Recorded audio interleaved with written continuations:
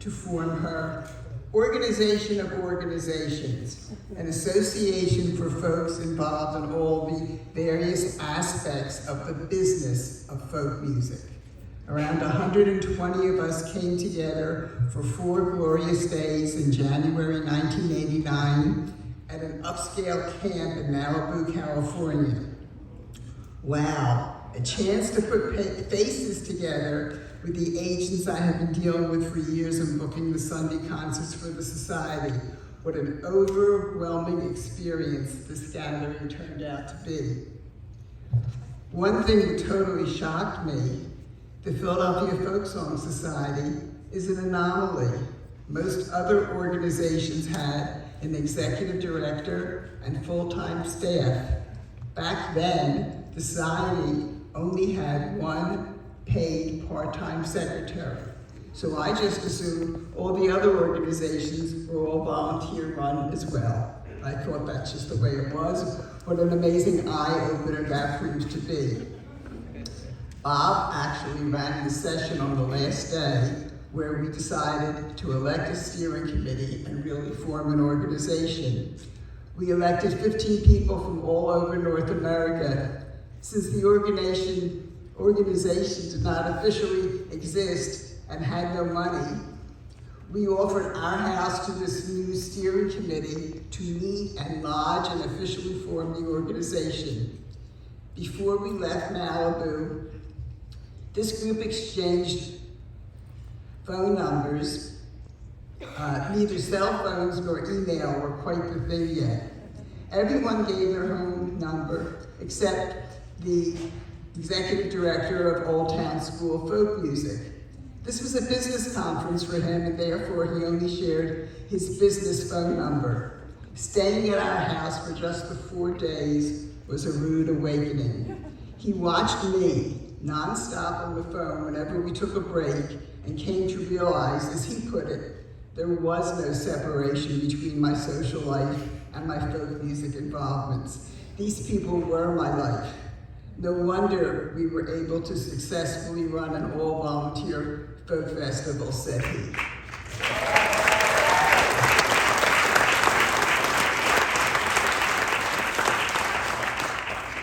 This group met in April and October in 1989 for 4 days each. If I were to take an active part in these formation meetings, there was no way I could be cooking at the same time. One of the many things the Philadelphia Folk Song Society did to help in the formation of Folk Alliance was to provide a caterer to prepare all the meals for these meetings. The first meeting also coincided with the 100-year anniversary of the American Folklife Center. In fact, that's why the dates for this meeting were selected. Since the other people coming to our home were all professional, their organizations paid to fly them to Philly to attend these sessions. However, they did not pay for transportation once they were in the city, like from our house to the American Folklife Center activities. So we just called on the wonderful PFF volunteers to run a shuttle service. In January 1990, when the newly formed Folk Alliance held its first official conference in Philadelphia, once again, we relied on Philadelphia Folk Song Society volunteers to pick up folks at the airport, run the registration table, the merchandise table, etc. I gotta say, we blew these people away with all the things that our volunteers did. After FAI officially formed, they had an executive director and offices in Washington, D.C., but they still needed some extra funding to keep them afloat. Once more, Philadelphia Folk Song Society to the rescue. It was very important to the Society that this organization continued to exist.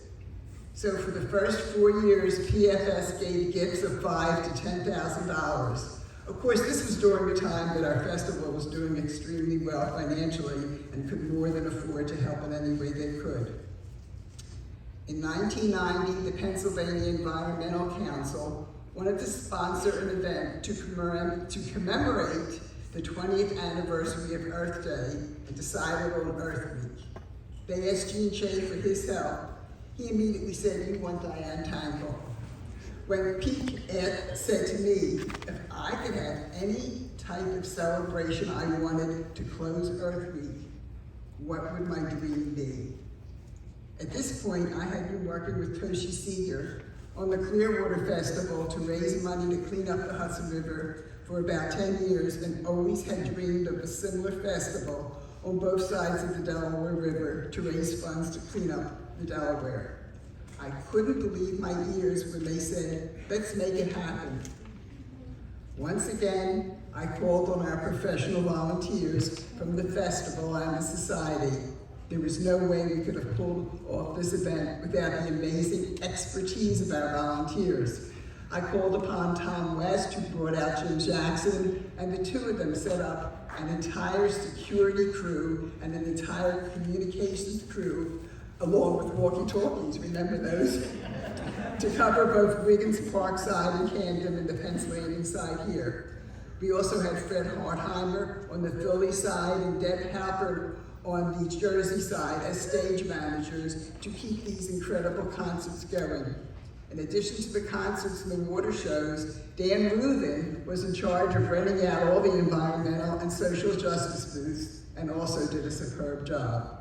Once again, our superior volunteers rose to the occasion and made this very special event possible. One of my greatest pleasures is watching our community as we pass the music on to new generations at the Spring Fling and Fall Fling. By the way, did you know Bob conceived of, created, and ran the first couple Fall Flings? The children.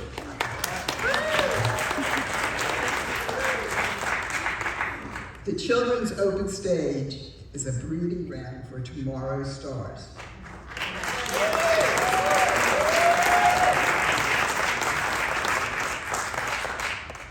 The Philadelphia Folk Song Society and Festival over its many years has been many things to many people. It has always been a strong part of our community. We all hope it will continue to flourish for many generations.